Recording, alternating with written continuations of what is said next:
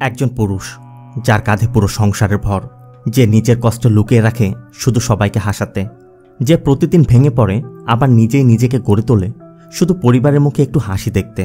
নবীন তেমনই এক সাধারণ ছেলে, কিন্তু তার জীবনটা হঠাৎ করেই এক যন্ত্রণার গল্পের পরিণত হয়। পরিবারের অমতে বিয়ে, হঠাৎ চাকরি চলে যাওয়া, স্ত্রীর গর্ভধারণ, স্ত্রীর পড়াশোনার খরচ, কাঁধে সংসারের বোঝা, শ্বশুরবাড়ির সাথে ঝামেলা। পরিবারের একমাত্র উপার্জনক্ষম ব্যক্তি হয়ে সবকিছুর মাঝেও সে একাই লড়াই করে যায়। কিন্তু কেউ জানে না তার মনের গভীর যন্ত্রণার কথা, কারণ সে তো একজন পুরুষ, তার তো কষ্টে ভেঙে পড়ার অধিকারই নেই, তাই না? এই গল্প শুধু নবীনেরই না, এই গল্প হাজারো লক্ষ পুরুষের, যারা পরিবারের কথা চিন্তা করে নীরবে সবকিছু সহ্য করে যায়। হ্যালো ফ্রেন্ডস, দিস ইজ প্লাবন অ্যান্ড ওয়েলকাম টু প্লাবন ওয়ার্ল্ড। বলছি 2025 সালে তামিল ভাষায় মুক্তি পাওয়া বাস্তবধর্মী ড্রামা থ্রিলার মুভি কুদুম্বাস্তানের কথা। কুদুম্বাস্তান শুধু একটি মুভিই নয়, হয়তো আমাদেরই আশেপাশের কারোর জীবনের বাস্তব প্রতিচ্ছবি। মুভির শুরুতে আমাদের মুভির হিরো নবীনকে দেখানো হয়। নবীন নীলা নামে এই মেয়েটিকে ভালোবাসে, তবে নবীন এবং নীলার পরিবার তাদের সম্পর্কটা মেনে নিচ্ছে না, এই জন্য তারা পালিয়ে বিয়ে করার সিদ্ধান্ত নিয়েছে। সেই সুবাদেই নবীন আর নীলা পালিয়ে যায়। তবে নবীন যাদের ভরসায় নীলাকে নিয়ে এসেছে তাদের এই অবস্থা, মানে রাতভর ড্রিঙ্ক করে সকাল অবধি তারা নেশার ঘরে আছে। এই ব্যক্তি হচ্ছে সিমসন, মানে নবীনের একমাত্র বন্ধু। সিমসন বাকি সবাইদেরকেও বিষয়টি বোঝানোর চেষ্টা করে, আর এরপর তারাই নবীন আর নীলার বিয়ের দায়িত্বটা নেয়। তারা নবীন আর নীলাকে নিয়ে ম্যারেজ রেজিস্ট্রার অফিসে চলে যায়। কিন্তু নবীন আর নীলার কাস্টের কথা জানতে পেরে রেজিস্ট্রার ভাবছিল হয়তো এই বিয়েটা করালে পারিবারিকভাবে কোনো প্রেশার আসতে পারে, এজন্য একটু ঘেরিমেরি করছিল। এখানে নবীন আর নীলার কথা আমরা এটাও জানতে পারি, নবীনের বড় বোনের হাজব্যান্ডের নাম রাজেন্দ্র, সে একজন ইঞ্জিনিয়ার। রাজেন্দ্রর সাথে নবীনের সম্পর্কটা খুব একটা ভালো নয়, আর রাজেন্দ্র ভেটো দেওয়াতেই নবীনের পরিবার বিয়েটা মেনে নিচ্ছে না। অবশ্য নীলা বলছিল, তুমি তো তোমার দুলাভাইয়ের সাথে কথা বলে সবকিছু সলভ করতে পারতে, নবীনের কথা আমি তার কাছে মাথা নত করব না। এরপর তার রেজিস্ট্রারকে বুঝিয়ে সুঝিয়ে বিয়ের পর্বটা শেষ করে, আর বিয়ের কাজ শেষ হওয়া মাত্রই ঝামেলা শুরু। নবীন আর নীলার পরিবার এসে হাজির। একদিকে নবীন, অন্যদিকে নীলা, মানে দুই পরিবারই তাদের দুজনকে ইচ্ছা মতো বকছে। সাথে এক পরিবার অন্য পরিবারকে দোষারোপ করছে। তারা নবীন আর নীলাকে আলাদা করারও চেষ্টা করছে, কিন্তু নবীন আর নীলা প্রতিজ্ঞাবদ্ধ, কোনো কিছুতেই তাদেরকে আলাদা করতে পারছে না। বিয়েটা যেহেতু হয়ে গেছে, এখানে তো আর করার কিছু নেই, কিন্তু দুই পরিবারের মধ্যে একটা বড় ঝামেলা বেঁধে যায়। সিন চলে যায় এর 1 বছর পর। নীলা এখনও পড়াশোনা করছে, তবে নীলা আসার পর থেকেই নবীনের মা আর নীলার মাঝে একটা প্রতিযোগিতা সবসময় চলে, সেটা হলো কে কার থেকে বেশি নবীনের খেয়াল রাখবে। একদিকে নবীনের মা লক্ষ্মী, সে ছেলের নিয়ন্ত্রণটা নিজের কাছে রাখতে চায়, আর নীলা, সে তো তার স্বামীকে ভালোবেসে সবকিছুই করছে, কিন্তু এটা শাশুড়ির পছন্দ না। আর এই বিষয়টি নিয়ে হরহামেশাই বউ শাশুড়ির মধ্যে লেগেই থাকে। নবীনও দুটোকে ব্যালেন্স করার খুবই চেষ্টা করে। নবীন একটি অ্যাড এজেন্সিতে চাকরি করে, তবে নবীন এখানে নিজের ক্রিয়েটিভিটি দেখানোর চেষ্টা করছে, কারণ নবীন কিছু 3D ডিজাইন করতে পারে। সেই 3D ডিজাইনগুলো এমডিকে দেখানোর চেষ্টা করে যাচ্ছে, কিন্তু এমডি নবীনের কোনো কথা কানে নিচ্ছে না। এই জন্য নবীন একজন সাধারণ ওয়ার্কারের মধ্যেই কাজ করছে। এভাবেই নবীনের সারা মাস কাটে, আর মাস শেষে বেতনের দিন অ্যাকাউন্টে টাকা ঢোকা মাত্রই সব জায়গার ধার দেনা পরিশোধ করে মাসের বাজার শেষ করে নবীন বাড়িতে ফিরে আসে। সব কিছুর পরে পকেটে খুব বেশি টাকাও থাকে না। তবে এবার বাড়িতে ফেরার পর নবীনের মা জানায় নবীনের বড় বোন সবিতার মেয়ের কান ফোরানো হবে। সেই অনুষ্ঠানের জন্য রাজেন্দ্র ফোন করে দাওয়াত দিয়েছে। অবশ্য নবীনের কথা, ও তো আমার বোনের জামাই, বাড়িতে এসে দাওয়াত দিতে পারল না। ফোনে কিসের দাওয়াত? ফোনে দাওয়াত দিয়েছে, ফোনেই গিফট পাঠিয়ে দিব। লক্ষ্মীর কথা আমি কিছু জানি না, 1 সপ্তাহ পর অনুষ্ঠান, তুমি টাকার জোগাড় করো। এরপর রাতের খাবার খেতে খেতে নবীনের বাবা পালানি বলছিল, কি গিফট দিবি কিছু ডিসাইড করেছিস? নবীনের কথা ডিসাইড করার কি আছে, কিছু একটা দিয়ে দিব। লক্ষ্মীর কথা ধার দেনা করতে হয় কর, গিফট বড় হতে হবে। নবীন বলে, এখন আমি কোত্থেকে ধার করব, আর এত টাকাই বা কোথায় পাবো? নীলা বলছিল, এত বড় গিফট দেওয়ার কে আছে, সাধারণ কিছু দিলেই তো হয়। তখন লক্ষ্মী বলে ওঠে, তোমার আর আমাদের ঘরে রেওয়াজ আলাদা, নিজে তো কিছু আনতে পারো না, আর অন্যকে দিবেই বা কীভাবে? লক্ষ্মীর কথা শুনে নীলা রাগ করে উঠে চলে যায়, আর এরপর নবীনও চলে যায়। আর এই বিষয় নিয়ে নবীন সারা রাতি ঘুমাতে পারছিল না, কারণ নবীন অ্যাকচুয়ালি কী করবে কিছুই বুঝতে পারছে না। তবে সিন চলে যায় ঠিক অনুষ্ঠানের দিন। এই যে ব্যক্তিকে দেখছেন, সেই নবীনের দুলাভাই রাজেন্দ্র, পেশায় একজন ইঞ্জিনিয়ার। এই রাজেন্দ্রর একটা স্বভাব আছে, আর সেটা হচ্ছে সে সবসময় সবার মাঝে নিজেকে বড় দেখানোর চেষ্টা করে। রাজেন্দ্র একটি কোম্পানির চিফ ইঞ্জিনিয়ার, অনেক টাকা বেতনও পায়, তাই অনুষ্ঠানটা খুব বড়সড় করে দিচ্ছে, মানে মানুষকে দেখানোর জন্য আর কি। নবীনরা যে ভাঙারি গাড়িটি নিয়ে এসেছে, এই গাড়িটা নবীনেরই, আর নবীনের গাড়ি, নবীনের চলাফেরা, আচার আচরণ, পোশাক সব কিছু দেখেই রাজেন্দ্র সবসময় কমেন্টস করে যায়। আর এই বিষয়গুলোই নবীন কখনই পছন্দ করে না। আর এখানে নবীনের বাবা পালানি সম্পর্কে আমরা একটা বিষয় জানতে পারি, পালানি মূলত জমির দালালি করে আর মাঝে মাঝে রাজেন্দ্রর কাছে জমি বিক্রি করার চেষ্টা করে। আরেকটি বিষয় আগেও বলেছি, রাজেন্দ্র কিন্তু নীলাকে দেখতে পারে না, তাই রাজেন্দ্র সহ তার পরিবার নীলাকে সবসময় অপমান করার চেষ্টা করে। আবার নীলা ইউপিএসসি এক্সাম দেওয়ার চেষ্টা করছে, এটা নিয়েও সবাই টিটকারি করে। যাই হোক, রাজেন্দ্রর মেয়ের কান ফোরানো হয়ে গেলে নবীন তার ভাগ্নিকে স্বর্ণের কানের দুল আর বালা গিফট করে। আর এত সব দেখে যেমন সবিতার রাজেন্দ্র হা করে আছে, তেমনি লক্ষ্মী আর পালানিও বলছিল এত কিছু করার কি দরকার ছিল। কিন্তু নবীনের কথা, আমি কি তোমাদের কাছে টাকা চেয়েছি? আমি কেন অন্যের কাছে ছোট হতে যাব? এরপর অনুষ্ঠান শেষে বাড়িতে ফিরে নীলা নবীনকে জানায় নীলা প্রেগনেন্ট। শুনে তো নবীন খুবই খুশি। এখন থেকে মা ও বাচ্চার জন্য কি কি করবে সেসবই ভাবছে। কিন্তু নীলার কথা, এখনই বাচ্চা নিলে বাচ্চার কত খরচ তুমি মেটাতে পারবে? বাচ্চা আমারও চাই, কিন্তু এখনই এই অবস্থায় না। আগে আমাদের একটা প্ল্যানিং করা উচিত, তারপর বাচ্চা নেওয়া উচিত। তবে নীলার কথা শুনে নবীন বলে, যদি আমি কামাই করতে পারি তবে তো তোমার সমস্যা নেই, আমি দেখব। নীলা বলে, তাহলে সমস্যা নেই। আবার সেটা হলে নীলা ইউপিএসসি এক্সামও দিতে পারবে। নবীন বলে, চিন্তা করো না, একটি জুয়েলারি প্রজেক্ট এসেছে। আমার নতুন কনসেপ্টটা যদি কাজে লাগে, টাকাই টাকা, তখন সব ধার দেনাও শোধ করতে পারবো। আর একটা কেন, টুইন হলেও সমস্যা নেই। সিন চলে যায় পরবর্তী দিন। নবীন মূলত মানিকচাঁদ নামে এই জুয়েলারি মালিকের কথাই বলেছিল, কিন্তু সে যে জুয়েলারি ডিজাইন চাচ্ছে তা নবীনের একদমই পছন্দ হচ্ছে না। এজন্য নবীন তার 3D ডিজাইন দেখাতে চাচ্ছিল, কিন্তু এমডিও রাজি হচ্ছে না। এরপর নবীন নীলাকে ডক্টরের কাছে নিয়ে যায়। আর বাড়িতে গিয়ে যখন তাদের ভবিষ্যৎ পরিকল্পনা করছিল, তখনই লক্ষ্মীর কান্না শুনে নবীন বাইরে আসে।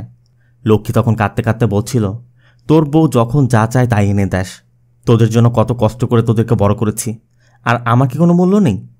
অবশ্য পালানি বলছিল, ঘরটা নড়বড় হয়ে গেছে, বৃষ্টিতে পানি পড়ে, ঘরটা ঠিক করাতে হবে। নবীন বলে, চিন্তা করো না, নতুন একটা কনসেপ্ট পেয়েছি, প্রজেক্টটা পেলেই টাকা আর টাকা, আমি নতুন বাড়ি বানাবো। আবার লক্ষ্মীকে বোঝাতে গিয়ে নবীন বলছিল, তুমি কয়েকদিনের জন্য মন্দিরে গিয়ে ঘুরে আসো। লক্ষ্মী তখন একটি ট্যুরের কথা বলে, যে অল ইন্ডিয়া ট্যুর প্যাকেজ, গ্রামের অনেকেই যাচ্ছে, বেশি না, মাত্র 50,000 টাকা খরচ হবে। মূলত এজন্যই এত নাটকীয়তা। নবীন বলে, 50,000 তো আমি দিয়ে দিব, তুমি প্যাকেজ বুক করে ফেলো। সিন পরবর্তী দিন। নবীনের নতুন কনসেপ্ট দেখাচ্ছে, তবে মানিকচাঁদের কেন যেন পছন্দ হচ্ছে না। অবশেষে ড্রাইভার আর হেল্পারকে লাল shoe, green trouser, yellow T shirt আর রেড ক্যাপ পরিয়ে দিলে মানিকচাঁদের পছন্দ হয়। আর এরপর থেকেই এইভাবে গাড়িতে বোর্ড নিয়ে অ্যাডভার্টাইজিংয়ের কাজ শুরু হয়। একদিকে মানিকচাঁদ তাদের উপর সার্বক্ষণিক নজর রাখছে, আবার নবীনও খেয়াল রাখছে তারা ঠিকমতো কাজ করছে কিনা। নবীন মূলত তার বন্ধু সিমসাকে কাজ দিয়েছে, সব ঠিকঠাকই চলছিল। এর মধ্যে একদিন নবীন খেয়াল করে সিমসার মাথার ক্যাপটি অন্য রঙের। সিমসা জানায় যে পাখিতে করে দিয়েছে তো, তাই এটা পড়ছি। আর তখনই মানিকচাঁদ এসে মাথায় অন্য ক্যাপ দেখে আজে বাজে কথা বলতে শুরু করে। আর মানিকচাঁদ সিমসার মধ্যে তর্ক বেঁধে যাওয়ায় একসময় মানিকচাঁদ সিমসাকে চর মেরে বসে। এদিকে বন্ধুকে চর মারতে দেখে নবীনও মানিকচাঁদকে কষে এক চর মারে। আর এই ঘটনার পর নবীনদেরকে অফিসে ডাকা হয়। নবীন এমডিকে জানায়, ও আমার বন্ধুকে মেরেছে, আমি চুপ থাকবো? আপনি আমাদের বেতন দেন, আপনি আমার বাবার মতো, আপনি মারতে পারেন, ও মারার কে? এদিকে মানিকচাঁদ বলছে ওদের চাকরি থেকে বের করে দিতে হবে, নইলে প্রজেক্ট ক্যান্সেল। অবশ্য এমডি অনেকভাবে মানিকচাঁদকে বুঝিয়ে নবীনকে মানিকচাঁদের কাছে ক্ষমা চাইতে বলে, কিন্তু নবীন চাইবে না। নবীনের কথা, আগে আমার বন্ধুর কাছে মাপ চাইতে হবে। আর এটা নিয়ে ঝামেলার এক পর্যায়ে এমডি নবীনকে চর মেরে দিলে সিমসা এমডিকে চর মেরে বসে। আর এরপর দুজনকে কোম্পানি থেকে বের করে দেয়া হয়। এদিকে নবীন এই প্রজেক্টের আশায় সবাইকে প্রমিস করে রেখেছে, আর এখন চাকরিটাই নেই। নবীন এখন কি করবে? বাড়িতেও বলতে পারবে না, তার উপর তার বোন জামাই তো আছেই। কারণ নবীন একটি অ্যাড এজেন্সিতে চাকরি করায় রাজেন্দ্র সবসময় ঠাট্টা করে। তার উপর নবীন সেকেন্ড হ্যান্ড বাইক কেনায়, সেকেন্ড হ্যান্ড কার কেনায়। রাজেন্দ্র সবসময় নবীনকে ইনসাল্ট করে এসেছে। আর এখন যদি জানতে পারে চাকরিই নেই, তাহলে তো ঢোল পিটিয়ে পুরো শহরবাসীকে জানাবে। সিমসা তখন বুদ্ধি দেয়, তুই যে ট্যালেন্ট, তোর নতুন চাকরি পেতে 3 দিনের বেশি সময় লাগবে না। ঘরের কাউকে কিছু বলার দরকার নেই, তুই নতুন চাকরি খোঁজ, এমনিতে সব সমাধান হয়ে যাবে। কিন্তু নবীনের কথা সবাইকে মিথ্যা বললেও নীলাকে বলতে পারবো না। আর আমার কাছে 1000 টাকা আছে, 3 দিন চলে যাবে। সিমসা বলে, চিন্তা করিস না, আমার কাছেও 3000 টাকা আছে। আর এই বুদ্ধি নিয়েই নবীন বাড়িতে ফিরে যায়। তবে বাড়িতে ঢোকার আগেই দেখে তার মা বাড়ির সামনে হাঙ্গামা বাজিয়েছে। লক্ষ্মী তার উপর দেবীর ভর করার অভিনয় করছে আর সবাইকে ভয় দেখাচ্ছে আমি এখানে এসে পড়েছি, তোদেরকে অবশ্যই আমার মন্দিরে যেতে হবে, না হলে তোদের অমঙ্গল হবে। আর এই ভয়ে সবাই লক্ষ্মীর সাথে মন্দির দর্শন করতে যাওয়ার প্রতিজ্ঞা করে। মানে লক্ষ্মী খুব চালাকি করে সবাইকে ট্যুরে যাওয়ার জন্য রাজি করাচ্ছে আর কি। আর নবীন ঘরে ফিরে দেখে নীলা পড়াশোনা করছে। নবীন নীলাকে সব সত্যিটা বলে যে আজ অফিসে একটি ঝামেলা হয়েছিল, আমার চাকরিটা চলে গেছে। কিন্তু নীলার কোনো প্রতিক্রিয়া নেই। এই জন্য নবীন একটু এগিয়ে দেখে নীলার কানে হেডফোন থাকায় নীলা কিছুই শুনতে পায়নি। এরপর নীলা নবীনকে বলছিল এক্সামের প্রিপারেশনের জন্য ইন্টারনেট দরকার, কিন্তু মা ঘরে ইন্টারনেট লাগাতে দিচ্ছে না। নবীন তখন বলে ঠিক আছে, আমি ইন্টারনেট লাগিয়ে দিব। নীলা বলে তাহলে তো একটা ল্যাপটপ লাগবে। আর এই ল্যাপটপের কথা শুনে নবীন পড়েছে এখন মহাবিপদে, কারণ একটা নতুন ল্যাপটপ কিনতে 50,000 টাকা লাগবে, আর কাছে আছে মাত্র 1,000 টাকা, আর সিমসার কাছে আছে 3,000 টাকা। এখন ল্যাপটপ সে কীভাবে কিনবে? নবীনের মাথা একদমই কাজ করছে না। সিন চলে যায় পরদিন সকালে। নবীন সকালে নাস্তা করছে আর লক্ষ্মী নবীনকে খুব আদর করে নাস্তা খাওয়াচ্ছে। অবশ্য এর কিছুক্ষণ পরে নবীন বুঝতে পারে লক্ষ্মী মূলত তার ট্যুরে যাওয়ার জন্য ট্যুর প্যাকেজের অ্যাডভান্স টাকা দিতেই তাকে এত আদর করে খাওয়াচ্ছে। আর এটা বুঝতে পেরে নবীন খাওয়া ফেলে দ্রুত বের হয়ে যায়।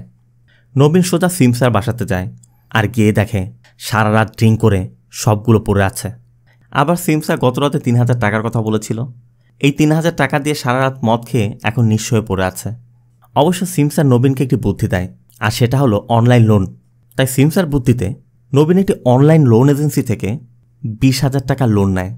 তবে ওই অ্যাপস থেকে লোন নেওয়ার সময় নবীনের ফোনের ফোনবুকের অ্যাক্সেস দিতে হয়েছিল। এই জন্য নবীন জানতে চাচ্ছে ফোনবুক অ্যাক্সেস দিয়ে কী হবে। সিমসা বলে তুই যদি সঠিক সময়ে এই লোন পরিশোধ না করিস তাহলে ওই লোন এজেন্সি তোর পরিবার বা তোর আত্মীয় স্বজনকে কল করে সব বলে দিবে। কিন্তু এটা না জেনেই নবীন লোন নিয়ে এখন আরও মহাবিপদে পড়ে গেল। তবে এই টাকা দিয়ে আপাতত কিছুদিনের জন্য ম্যানেজ করা যাবে। এরপর বুথ থেকে টাকা তুলে বাড়িতে যেতেই নবীনের বাবা পালানি বলছিল যে ঘরে ফোটায় ফোটায় পানি পড়ছে, তুই কবে ঘর ঠিক করাবি। নবীন খেয়াল করে পালানি একটি ফুলের তোড়া এনে রেখেছে। মূলত পালানি মাঝে মধ্যেই সিঙ্গাপুরের এক ক্লায়েন্টের জন্য এই ফুলের তোড়া এনে রাখে। না ওই সিঙ্গাপুরের এজেন্ট আসে, না পালানি কোনো জমি বিক্রি করতে পারে। অবশ্য পালানির কথা, যেদিন আমি ডিল করাতে পারবো, আমি যে টাকা পাবো তোর কাছে আর চাইতে হবে না, এই ঘর আমি ঠিক করাতে পারবো। আর নবীনও জানে সেই দিন কখনই আসবে না। তবে পালানি বলছিল যেভাবে হোক কালকের মধ্যে মিস্ত্রি নিয়ে আসবি। আর নবীনও পড়েছে এখন মহাচিন্তায়। নবীনের পকেটে টাকা আছে মাত্র 21,000। একটা সেকেন্ড হ্যান্ড ল্যাপটপ কিনলে তাও 8,000 টাকা লাগবে। আবার ইন্টারনেট কানেকশন যদি 1,000ও লাগে তাহলে বাঁচবে 12,000 টাকা। এখন এই টাকা দিয়ে বাড়ি মেরামত করবে কিভাবে? নবীন এসব নিয়ে খুব চিন্তা করছিল। আর ঠিক তখনই মনোহর আর তার সাথে থাকা 2 সহযোগী এসে পড়ে। মানে ওই যে সিমসার বাসায় যারা রেগুলার মদ খায় আর কি। এই 3 জনই হচ্ছে বেওড়া টাইপের। আর এই যে লোকটাকে দেখছেন সে এই 3 জনকে মারধর করছিল। মূলত মনোহরদের কেউ কাজ দেয় না, তারপরও এই লোক মনোহরদেরকে তার বাড়িতে পেইন্টিংয়ের কাজ দিয়েছিল। অ্যাডভান্সে টাকাও দিয়েছে, কিন্তু রং বা তুলে কোনো কিছু না কিনে কাজ না করেই ঘুরে বেড়াচ্ছে। আর ওই লোকের মুখে এইসব কথা শোনার পরই নবীনের মাথায় একটা বুদ্ধি আসে। নবীন পরবর্তী দিনই মনোহর আর তার 2 সহযোগীকে মিস্ত্রি সাজিয়ে তার বাড়িতে নিয়ে যায়। আর মনোহররাও বাড়ির মেরামতের কাজ শুরু করে। মেরামত তো কিছুই না, মূলত দেখানো আর কি, কারণ ওরা তো মেরামতের কাজই জানে না। নবীন কাজের খোঁজে বের হচ্ছিল, তখন লক্ষ্মী নবীনের থেকে 3,000 টাকা চাইলে নবীন তাকে 3,000 টাকা দিয়ে দেয়। পকেটে বাকি আছে 18,040 টাকা। এরপর নবীন কাজের খোঁজে বের হয়। এখানে ওখানে অনেক জায়গায় ঘুরছে, কিন্তু কোথাও কাজ মিলছে না। আবার এদিকে নীলা জানায় তার ড্রেস ফিট হচ্ছে না, মানে প্রেগনেন্সি চলছে তো, তাই নীলাকেও ড্রেসের জন্য 2,500 টাকা দিতে হয়। এখন বাকি আছে 15,540 টাকা। নবীন প্রতিদিনই কাজের খোঁজে বের হচ্ছে, কিন্তু কোথাও কাজ পাচ্ছে না। তবে সারাদিন এখানে ওখানে কাটিয়ে সন্ধ্যা নাগাদ বাড়িতে ফিরে আসে। আবার মনোহররাও কাজের নামে সময় কাটাচ্ছে। এদিকে আবার নীলার ইউপিএসসি এক্সামের প্রস্তুতির জন্য বেশ কিছু বই কিনতে হয়। এখন নবীনের কাছে অবশিষ্ট আছে 13,080 টাকা। এর মধ্যে মনোহর আর সিমসার একদিন নবীনকে একটি পার্কে নিয়ে যায়, যেখানে নবীনের মতো আরও কয়েকজন লোকজন আছে যারা বাড়ি থেকে প্রতিদিনই বের হচ্ছে, কিন্তু চাকরি না থাকায় পার্কে এসে সময় কাটিয়ে দিন শেষে আবার বাড়িতে ফিরে যাচ্ছে। আর এই পার্কের ঠিক সামনে 2টি ছোট্ট দোকান আছে। তবে সকাল থেকে সন্ধ্যা পর্যন্ত ভিড় লেগে থাকে। এক দোকানে ডাবের পানি বিক্রি করে, তবে এটা খুবই স্পেশাল, যে একবার খায় সে দ্বিতীয়বার আবার আসে। আর পাশে একজন চিপস বিক্রি করে, তার চিপসের স্বাদেও কাস্টমার প্রতিনিয়ত আসতেই থাকে। এরপর নবীন 10,800 টাকা দিয়ে নীলার জন্য একটি ল্যাপটপ কেনে আর 2240 টাকা দিয়ে ঘরে ইন্টারনেট লাগায়। এখন হাতে আছে মাত্র 40 টাকা। তারপরও নবীন হাল না ছেড়ে সিমসাকে নিয়ে কাজ খুঁজেই বেড়াচ্ছে। বিভিন্ন এজেন্সি থেকে এজেন্সির দরজায় ঘুরে বেড়াচ্ছে। অবশেষে একটি এজেন্সি নবীনের ডিজাইন পছন্দ করে এবং তারা আজ থেকেই নবীনকে চাকরিতে জয়েন করতেও, আর চাকরি পেতে নবীন এখন মহাখুশি, কারণ তার সব সমস্যার সমাধান হয়ে যাবে। আর চাকরি হওয়াতে সিমসা ট্রিট চাচ্ছে, তবে পকেটে যে টাকা ছিল সেই টাকাটাও ট্রিট দিতে গিয়ে শেষ। অন্যদিকে রাজেন্দ্রদের একটি প্রজেক্টের সফলতার জন্য অফিসে পার্টি হচ্ছে। এমনকি রাজেন্দ্রর পারফরমেন্স দেখে কোম্পানির জিএম চায়নাতে তাদের পরবর্তী প্রজেক্টের জন্য রাজেন্দ্রকে সেখানে ইনচার্জ হিসেবে পাঠানোর সিদ্ধান্ত নেয়। তাই যত দ্রুত সম্ভব চায়না ভাষা এবং কালচারও শিখতে বলে দেয়। রাজেন্দ্র তো মহাখুশি। সিন চলে যায় পরবর্তী দিন। নবীন বাড়িতে ফিরেই দেখে তার বোন সবিতা এসে খেতে বসেছে। সবিতাকে দেখা মাত্রই নবীন আগে রান্নাঘরের চাল ডাল চেক করে, যা আছে তাতে চলে যাবে। তাই সবিতার কাছে জানতে চায়, হঠাৎ তুই এখানে যে? অবশ্য সবিতা বলে নীলার প্রেগনেন্সির খবর পেয়ে সবিতা এসেছে। এরপর নবীন রাজেন্দ্রর কথা জানতে চাইলে সবিতা জানায় চায়নার ওই প্রজেক্টের কথা জানার পর থেকেই রাজেন্দ্র চাইনিজ কালচার ফলো করতে শুরু করেছে। এমনকি সবিতাকেও চায়নাদের মতো স্লিম বানাতে সারাদিনে মাত্র 2টি রুটি খেতে দিচ্ছে।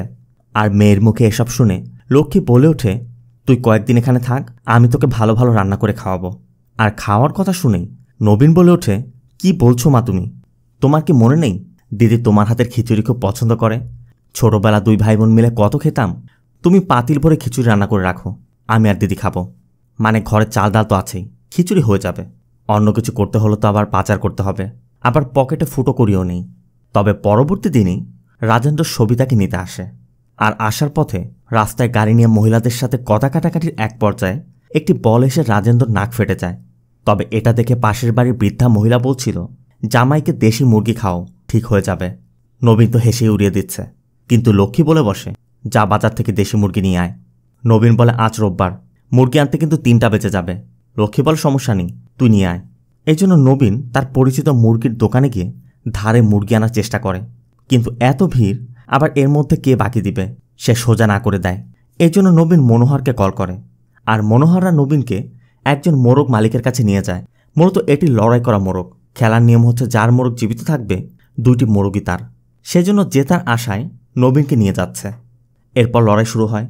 এদিকে আবার লোন পরিশোধের সময় চলে গেছে, এখনও লোনের টাকা পরিশোধ করা হয়নি। তাই ওই এজেন্সি থেকে কল করে জানিয়ে দেয় 10 মিনিটের মধ্যে টাকা পরিশোধ না করলে তারা নবীনের পরিবারের সবাইকে কল করে টাকা চাইবে। নবীনও পড়েছে এখন মহাবিপদে। তাই নবীন পার্কে ওই বেকার বন্ধুদেরকে কল করে তার পরিবারের সবার নম্বর দিয়ে বলে দেয় যে আগামী 1 ঘন্টা যে কোনোভাবে এদেরকে বিজি রাখো। আর কথা বলে ফিরেই দেখে তাদের মোরগটা মারা গেছে। এখন কি হবে? তবে তখনই পুলিশ এসে পড়ায় নবীন অন্যজনের মোরগটা নিয়ে ভোদৌড়। এদিকে আবার নবীনের কথা মতো তার ওই বেকার বন্ধুরা নবীনের বাবা মা বোন স্ত্রী এবং রাজেন্দ্রকে বারবার কল করে ব্যস্ত রাখায় এজেন্সির এজেন্ট কিছুতেই কল কানেক্ট করতে পারছে না। তবে এভাবে কতক্ষণ যাবে? তাই নবীন তার পূর্বের কলিগ মুরালিকে কল করে এবং বলে যেভাবেই হোক তুই 30,000 টাকা পাঠা, জীবন মরণের প্রশ্ন। মুরালিও তখন অন্য সবার থেকে ধার নিয়ে নবীনের অ্যাকাউন্টে 30,000 টাকা পাঠায়, আর সাথে সাথে নবীন ওই ঋণের টাকা পরিশোধ করে দেয়। এদিকে গাছে উঠে পড়ে পুলিশের হাত থেকেও বেঁচে গেছে, আবার মোরগটাও আছে। তাই নবীন মোরগটাকে কেটে বাড়িতে নিয়ে যায়। এরপর ভালো করে রান্না করে রাজেন্দ্রকে খেতে দিলে রাজেন্দ্র বলে বসে, আমি চিকেন খাবো না। এখন মেজাজটা কান্না গরম হয়। যাই হোক, বোনের জামাই বলে কথা, কিছু বলাও যাচ্ছে না। এরপর খেতে খেতে রাজেন্দ্র নবীনের কাছে নবীনের কাজের বিষয়ে জানতে চাইলে লক্ষ্মী বলে ওঠে, ইদানিং কাজে খুব ব্যস্ত থাকে, মার্কেটে তো খুব থামাল বাজিয়েছে। রাজেন্দ্র বলে, তাই নাকি? ভালো কথা। আমাদের কোম্পানির 100টি হোর্ডিং বানাতে হবে, তাই ভাবছি তোমার কোম্পানিকে দিব। কাল তোমার এমডির সাথে দেখা করতে যাব। নবীন যত সম্ভব এড়িয়ে যাওয়ার চেষ্টা করে, কিন্তু রাজেন্দ্র বলছিল তাহলে আমি একাই গিয়ে দেখা করব। আবার রাজেন্দ্র একা গেলে নবীনের সব ফাঁস হয়ে যাবে। তাই নবীন পরদিন সকাল 8:30টায় রাজেন্দ্রকে তার অফিসে নিয়ে যেতে চায়। এরপর মুরালির সাথে একটি প্ল্যান বানায়। কথা মতো পরবর্তী দিন এমডি অফিস আসা মাত্রই মুরালি এমডির ব্যাগ নিয়ে নিজেই এমডির সাথে নাটক করে। এমনকি কোম্পানির এমডি প্রিন্টিং মেশিন চেক করতে গেলে এমডিকে সেখানে আটকে রাখে। এদিকে আবার নবীন রাজেন্দ্রকে নিয়ে এসেছে। রাজেন্দ্র তাদের কোম্পানির 100টি হোর্ডিং বানানোর অর্ডার দিতে চায়। এই জন্য মুরালি 35 টাকা স্কোয়ার ফিট দামও বলে দেয়। কিন্তু রাজেন্দ্রর কথা আমার জিএম মানবে না। আমার জিএম 25 টাকা স্কোয়ার ফিটের 1 টাকাও বেশি দিবে না। আবার এদিকে দরজা বন্ধ দেখে এমডি দরজা পেটাচ্ছে, যে কোনো সময় ধরা পড়ে যেতে পারে। এমন অবস্থায় কোনো উপায় না দেখে মুরালি রাজেন্দ্রর কথা মতো 25 টাকা স্কোয়ার ফিট দামেই রাজি হয়ে যায়। কিন্তু এমডি তো 35 টাকার নিচে কাজ করবে না। এখন কি হবে? তাই মুরালি নবীনকে বলে দেয়, যেভাবেই হোক 1 লাখ টাকার জোগাড় কর, নয়তো আমরা সবাই ধরা পড়ে যাব। এমনিতেই নবীনের সময় খারাপ যাচ্ছে, তার উপর এখন 1 লাখ টাকা আবার গচ্ছা দিতে হবে। কিন্তু টাকা কোথায় পাবে? এই জন্য সিমসা গাড়িটি বন্ধক রাখার বুদ্ধি দেয়। কিন্তু গাড়ির কন্ডিশন দেখে 30,000 টাকার বেশি দিতে চাইছে না। অবশ্য ঘুরতে ঘুরতে একজন 1 লাখ টাকা দিতে রাজি হয়, তবে তার জন্য তাকে প্রতি মাসে 10,000 টাকা ইন্টারেস্ট দিতে হবে। নবীন চিন্তা করে সামনের সপ্তাহে তো সে কাজে জয়েন করছে, তখন আর সমস্যা হবে না। তাই এই শর্তেই ডিল করে ফেলে। তবে যখনই তারা চলে যাচ্ছিল, তখন নবীন যে কোম্পানিতে জয়েন করবে ওই কোম্পানির ম্যানেজার কল করে জানায়, ভাই কোম্পানিতে একটা সমস্যা হয়ে গেছে, আমাকে চাকরি থেকে বের করে দিয়েছে, তাই তোমার চাকরির কথা ভুলে যাও। এদিকে মাথায় ঋণের বোঝা, অন্যদিকে অনিশ্চিত ভবিষ্যৎ। তারপরও মুরালিকে 1 লাখ টাকা বুঝিয়ে দিয়ে নবীন বাড়িতে ফিরে যায়। আর বাড়িতে ফিরে দেখে নবীনের বাবা মা নবীনকে কিছু বলার জন্য অপেক্ষা করছে। তারা নবীনকে জানায় তারা আজ মন্দিরে এক জ্যোতিষের সাথে দেখা করেছে, আর জ্যোতিষ তাদের কুণ্ডলী দেখে বলেছে তাদের সামনে বিপদ আসতে চলেছে। আর এই বিপদ থেকে মুক্তির একটি রাস্তা, তা হচ্ছে তাদেরকে নতুন করে আবার বিয়ে করতে হবে। একদিকে মাথায় 1,30,000 টাকার একটা ঋণ আছে, তারপর আবার বাবা মায়ের নতুন বিয়ে, আর লক্ষ্মী এবং পালানি যে লিস্ট করেছে তাতে 2.5 লাখ টাকা খরচ হবে। এখন এত টাকা নবীন কোথায় পাবে? অবশ্য নবীনের সমস্যার কথা শুনে অন্যরা বলছিল, সবসময় তো বিয়ের খরচটা মেয়ে পক্ষে ওঠায়, তোর বোনের জামাইও তো বিয়ের সময় সব টাকা তোর বাবার থেকে উঠেছে, তোর বাবার থেকে উসুল করেছিল।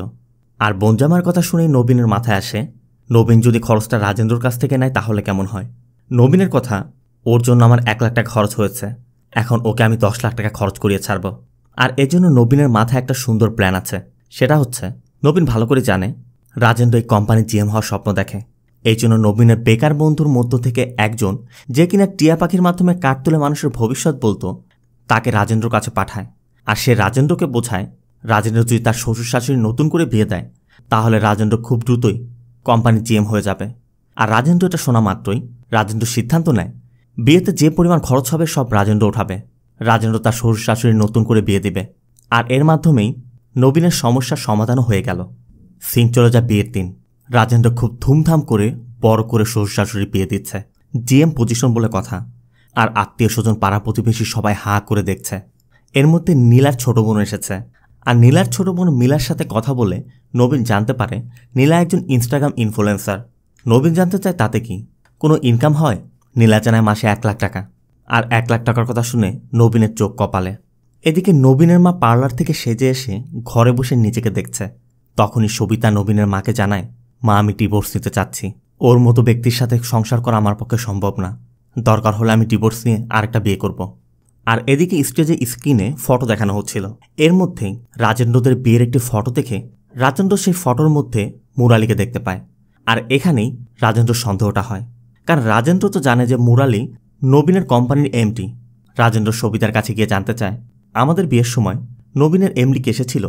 সবিতা বলে ওই সময় শহরের বাইরে একটি কাজ থাকায় সে আসতে পারেনি।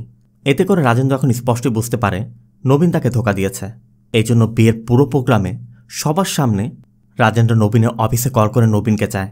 আর সেখান থেকে তারা জানায় নবীনকে তো 2 মাস আগে চাকরিচ্যুত করা হয়েছে। আর সবার সামনে এটা প্রকাশ হয়ে যায়, নবীনও লজ্জায় মাথা উঁচু করতে পারছে না। এদিকে আবার অনেকে ভাবছে নবীন হয়তোবা অফিস থেকে চুরি করেছিল, তাই তাকে বের করে দিয়েছে। আবার কেউ বলছে নবীন হয়তোবা সেখানে কোনো মেয়েকে মোলেস্ট করায় তাকে ঘাড় ধাক্কা দিয়ে বের করে দিয়েছে। মানে এক একজনের এক একটা কমেন্টস। আর এই সুযোগে রাজেন্দ্র নবীনকে বলছিল, তোমার পক্ষে ভাই সম্ভব না, তুমি কখনোই সাকসেস হতে পারবে না, তুমি মেনে নাও তুমি ফেইলর। কিন্তু নবীনের কথা, আমি কখনোই মাথা নিচু করব না, আমি আমার সিস্টেমেই কষ্ট করে আমি প্রতিষ্ঠিত হয়ে দেখাবো। সিন চলে যায় রাতে। পার্টিতে এত অপমানের পর নবীনের বাবা মা জানতে চাচ্ছে, 2 মাস যাবত তোর চাকরি নেই, কিন্তু বাড়ির এত খরচ তুই কীভাবে উঠাচ্ছিস? নবীন জানায় লোন নিয়েছি। নবীনের বাবা জানতে চায় কত টাকা লোন নিয়েছিস? নবীন তখন একে একে সব বিষয় খুলে বলে যে সে 1,30,000 টাকা লোন নিয়েছে। আর এটা শোনার পর পালানির মাথায় যেন আকাশটা ভেঙে পড়ল। পালানি শুধু জানতে চায়, তাহলে কোন ভরসায় তুই বাড়ি ঠিক করতে মিস্ত্রি নিয়ে এসেছিস? নবীন জানায় ওরা মিস্ত্রি না, ওরা তারই বন্ধু। তবে যাই হোক না কেন, কোনো না কোনোভাবে সমাধান তো একটা করতে হবে।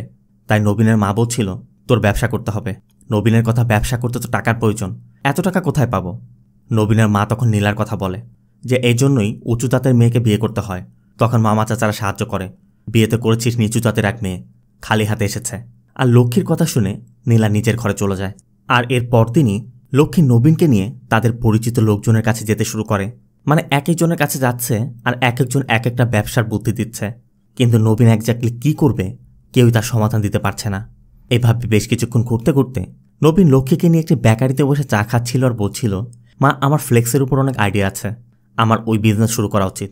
তবে তখনই উপরে টিকটিকির ডাক শুনে লক্ষ্মী বলে ওঠে, এই বিজনেস তোর দ্বারা হবে না, বাদ দে, তুই এক কাজ কর, বেকারি ব্যবসা কর। আর বেকারির বিজনেসের কথা শুনে পালানি জানতে চাচ্ছিল টাকা কোথায় পাবে। তখন লক্ষ্মী তার চাচাতো ভাই পণ্যস্বামীর কথা বলে।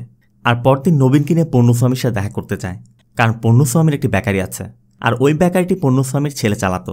এখন তার ছেলে দুবাইতে সেটেল, তাই বেকারিটি অনেকদিন যাবৎ বন্ধ পড়ে আছে। এই জন্য পণ্যস্বামী নবীনকে ভাড়ায় তার দোকানটি দিয়ে দেয়।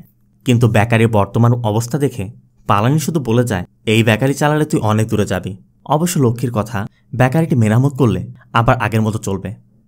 আবার ব্যবসার কথা শুনে সিমসা বলছিল, ঝড় হোক বৃষ্টি হোক, মাসের 1 তারিখে বেতন নিয়ে নিয়ে আমরা অবস্থা হয়ে গেছি, আমাদের দ্বারা ব্যবসা কিভাবে হবে? রানিং বেকারি চালাতে গিয়ে কত কষ্ট হয়, আর এটা তো বন্ধ হয়ে গেছে। আর কথা বলতে বলতেই বাইকের টায়ার পাঞ্চার হয়ে যায়। সামনেই ছিল একটু পাঞ্চার রিপেয়ারিংয়ের দোকান। এজন্য নবীনরা বাইকটিকে ঠেলতে ঠেলতে সেই দোকানে নিয়ে যায়। কিন্তু সেখানে গিয়ে দোকানিকে পাঞ্চার সারাতে বললে সে নিজে না করে নবীনদেরকে পাঞ্চার সারিয়ে নিতে বলে। আর এখানে তার কথায় নবীনরা এটাও জানতে পারে, এই যে দোকানের পিছে পুরো জমিটা পড়ে আছে, এই জমির মালিক সে নিজেই। আর এখানে আইটি সিটি করার প্ল্যান রয়েছে, এই জন্য তার জমির দাম এখন আকাশচুম্বী। নবীনরা বুঝতে পেরে নিজেদের পাঞ্চারটা ঠিক করে চলে যায়। নবীন এখান থেকে বাড়িতে ফিরলেই নীলা নবীনকে দেখে বুঝতে পারছিল নবীন চাপের মধ্যে আছে। আর নবীনের ফাইন্যান্সিয়াল অবস্থাও নীলা ভালো করে জানে। তাই নীলা নবীনকে তার শেষ সম্বল কানের দুলটি দিয়ে বলে, এটা বিক্রি করে দাও, তাও দয়া করে কারো কাছ থেকে ধার দেনা করো না।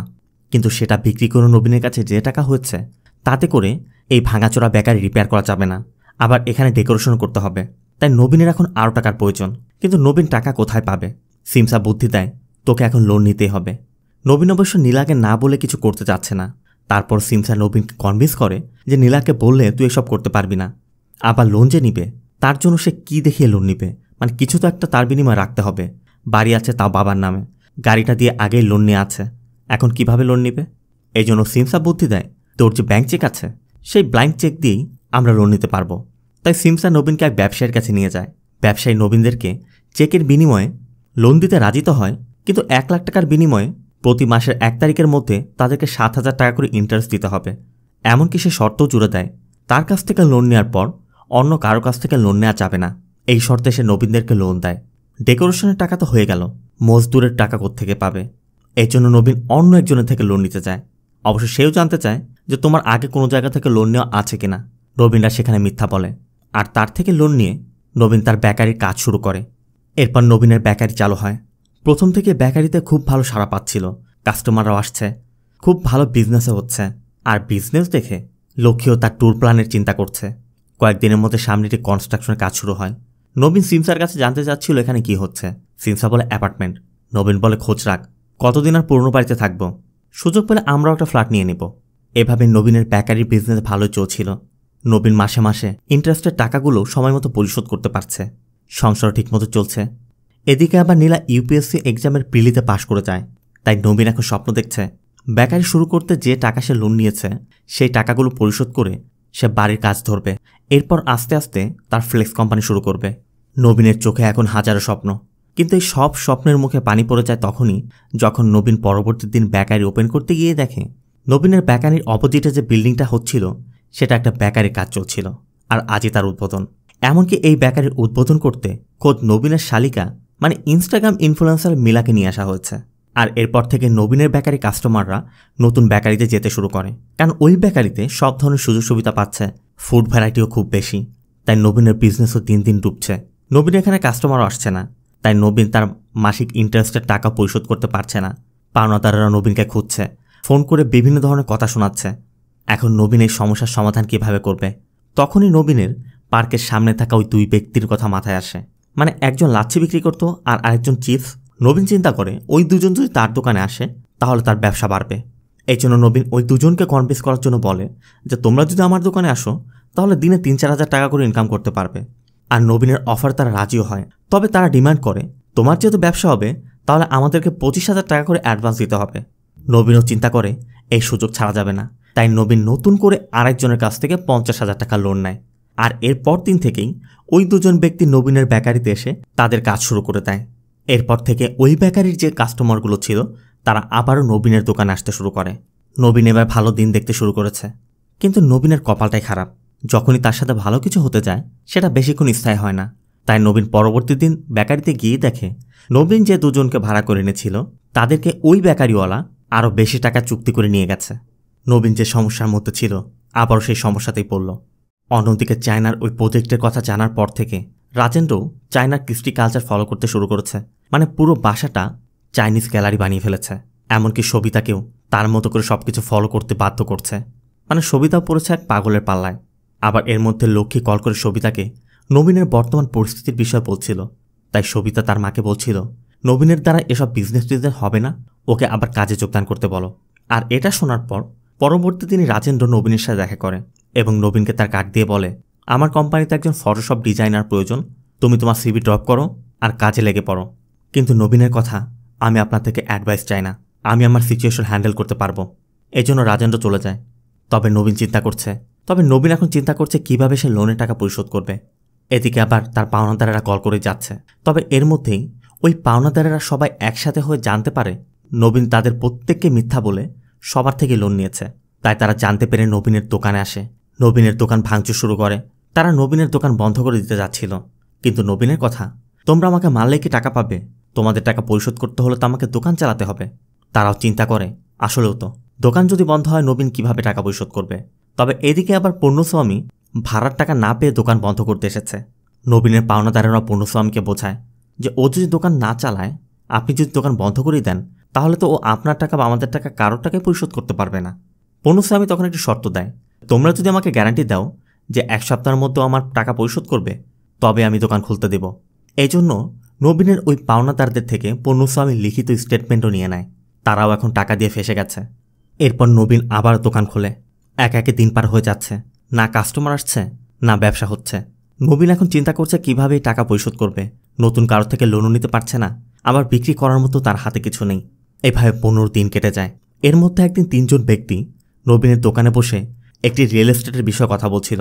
নবীন তাদের কাছে জানতে পারে সিঙ্গাপুরের একজন ক্লায়েন্ট আছে, সে আইটি করিডোর খুঁজছে, আর তাকে সেটা খুঁজে দিলে সে 3.5 লক্ষ টাকা কমিশনও দিবে। তাই এটা শোনার পরই নবীনের ওই পাঞ্চারের দোকানদারের কথা মনে পড়ে, কারণ ওই লোকটি তার জমির কথা বলেছিল যে এখানে একটি বড় আইটি করিডোর হতে যাচ্ছে। তাই নবীন সিমসাকে নিয়ে ওই ব্যক্তির সাথে দেখা করে, আর ওই ব্যক্তির জমি সম্পর্কিত যেসব ডকুমেন্টস লাগবে নকশাসহ সব কিছু অ্যারেঞ্জ করে জমি মেপে নবীনের বাবার সাথে দেখা করে নবীনের বাবার ওই সিঙ্গাপুরের ক্লায়েন্টের সাথে দেখা করাতে বলে। নবীনের বাবা অবশ্য রাজি হয়। সেও জানা কয়েকদিনের মধ্যে ওই সিঙ্গাপুরের ক্লায়েন্ট আসতে যাচ্ছে, আসলেই দেখা করিয়ে দিবে। এদিকে আবার নবীনের মাকে ওই পূর্ণস্বামী বারবার কল করে টাকা চাইছে। তাই নবীনের মা বিরক্ত হয়ে নবীনের দোকান বন্ধ করতে এসেছে। সেও নবীনের উপর আস্থা হারিয়েছে। তাই নবীনকে সবার সামনে বিভিন্ন কথা শুনিয়ে নবীনের মা চলে যায়। এদিকে সময় মতো টাকা পরিশোধ করতে না পারায় নবীনের পাওনাদারেরা নবীনকে খুঁজে বেড়াচ্ছে। যে যেখানে পাচ্ছে সেখানে তাড়া করছে। এমনকি বাজার করতে গিয়েও পাওনাদারদের তাড়া খেয়ে নবীন পাবলিক টয়লেটের মধ্যে গিয়ে লুকিয়ে আছে। এর মধ্যে নবীনের বাবা পালানি কল করে জানায় তার সিঙ্গাপুরের ক্লায়েন্ট এসেছে। তাই নবীন ওই অবস্থাতেই ওই সিঙ্গাপুরের ক্লায়েন্টের সাথে দেখা করে এবং তাকে ওই জমির বিষয়ে বলে জমির মালিক মার্কেট ভ্যালুর অনেক কম টাকাতেই বিক্রি করতে চাচ্ছে। সে 1,80,00,000 টাকা চেয়েছে, কিন্তু নবীন 1,70,00,000 টাকাতে তাকে রাজি করাতে পেরেছে। তাই নবীনের প্রস্তাবে খুশি হয়ে সে নবীনকে 3,50,000 টাকা কমিশনও দিতে রাজি হয়ে যায়। অন্যদিকে সবিতাকে দেখা যায় ডিভোর্স ফাইল করতে গিয়েছে। নবীন এখন চিন্তা করছে এই জমিটির রেজিস্ট্রি হয়ে গেলে সে 3.5 লক্ষ টাকা পাবে, আর নবীনের ঋণ আছে 3,15,000 টাকা।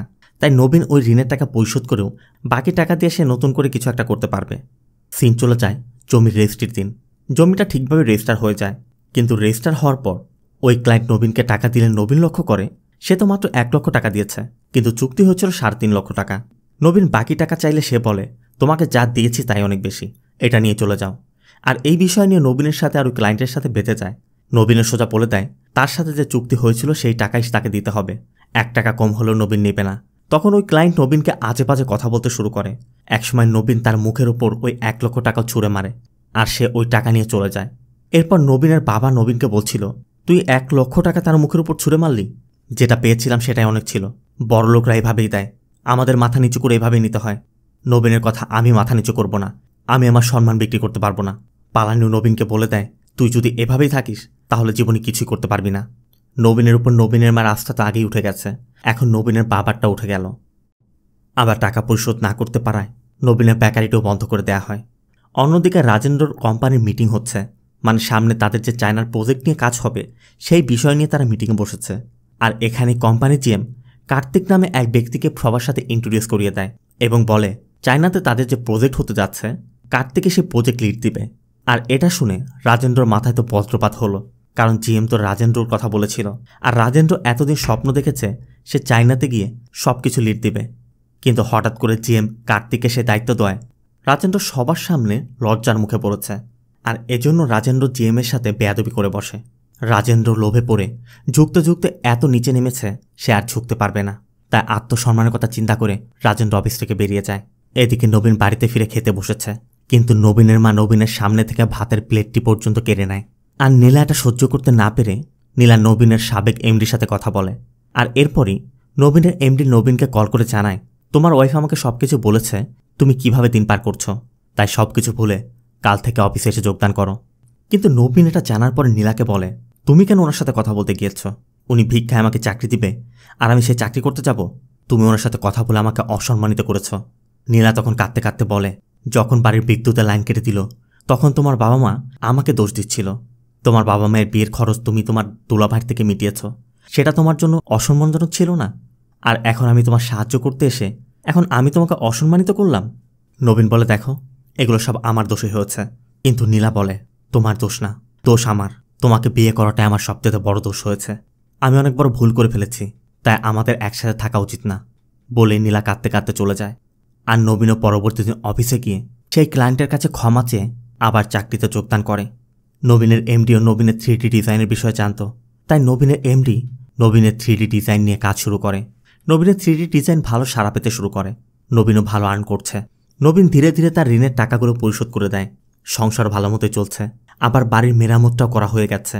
এরপর এক রাতে নীলা যখন ঘুমিয়েছিল, নবীন নীলার পেটের কাছে গিয়ে নবীনের বাচ্চাকে বলছিল, বাবা তুমি ঘুমিয়ে পড়েছ? বাবার তো ঘুম আসছে না।